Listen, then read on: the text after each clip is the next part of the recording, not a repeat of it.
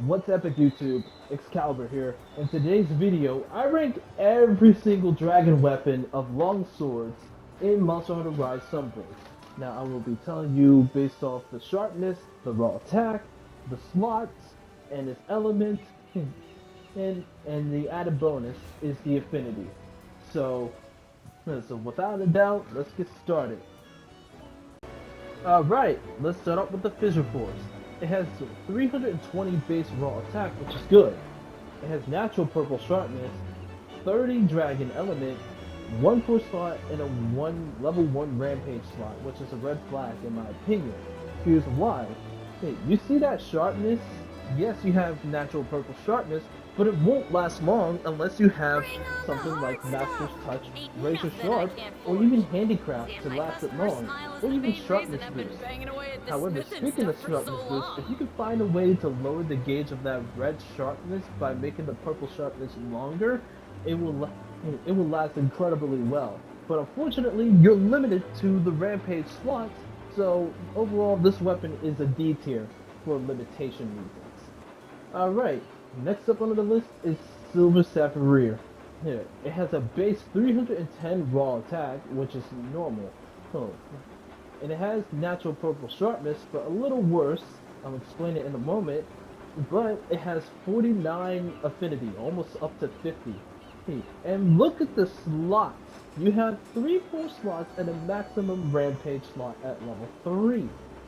Now this is a big boom because what's the reason why? Look at the sharpness. Yet again, I explained it to the Fissure Core. If you can find a way to reduce the amount of sharpness you get by adding Handicraft, Razor Short, or Master's Touch, or even raising its sharpness bar to make the purple sharpness even longer, it would be good. But since you have a lot of slots and the maximum rampage slot decoration to make it last long, and even have access to the Vault Track Soul, it's instantly the S tier weapon. Next up on the list is the Starling Tail, if I recall. I'm just going to say Gormagala Longsword. It has a base 310 raw attack, which is solid. It has natural purple sharpness, but that don't last long. It also has 28 dragon element, and has 20 affinity, which is very solid for a start. 1 2 slot and a rampage slot of 2, which is good because you can have access to Volstrax's Dragon Heart. Heart for that rampage slot.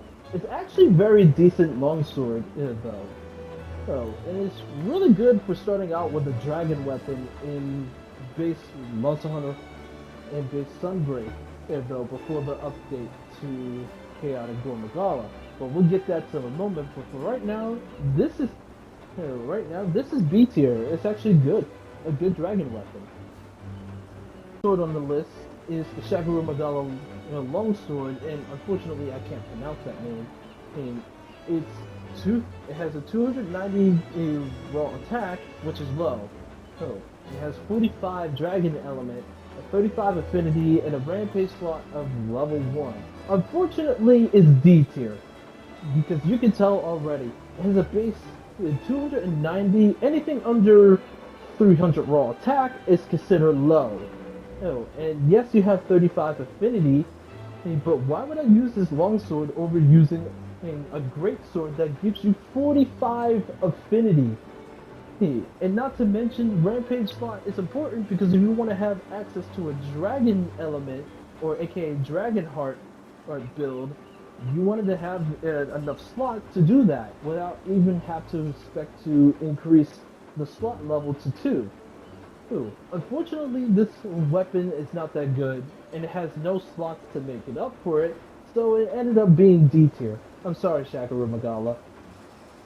Next up on the list is Chaos and Lao, and I'm gonna tell you just for short, this weapon is straight up S tier. You may ask why. Yes, it has 330 raw attack, which is great, and 42 element, but it has a negative 30 affinity.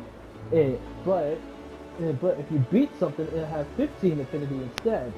and its slots is 3 slots and 1 slot, and its rampage slot is level 2, which is good because we have access to Boss Track Soul Dragonheart.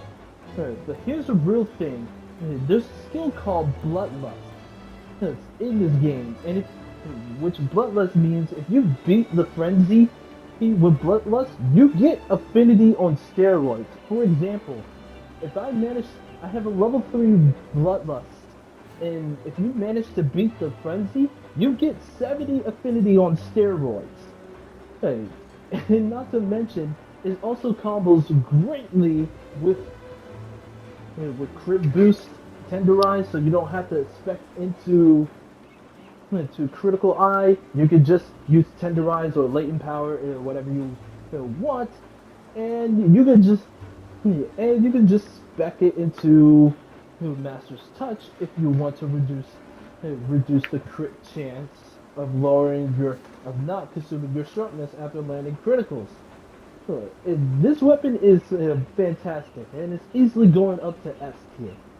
Alright, next up on the list is the Ibushi's Tree, the Pandemonium, if I recall. Well, I can't pronounce it. It has a base 330 raw attack, a 22 dragon element, and a rampage slot of level 2, but it has no slot. Unfortunately, this is D tier yet again. I'm sorry, Ibushi, but having no white sharpness at all, but have a blue sharpness, this is not a good go. Unless you're using Mind's Eye or something, having no white sharpness is clearly a no-no, because it will bounce off of your weapon to harder parts. Yeah, no go with this weapon. Next up on the list is the False Tracks Red Flash. Base 320 raw attack, and it has a long white sharpness. There's 53 dragon element, which is the highest of his longsword class, 1/2 slot, and a level 2 rampage slot, which is good because you have access to the False Tracks Soul. So, it is the highest dragon element of the longsword category.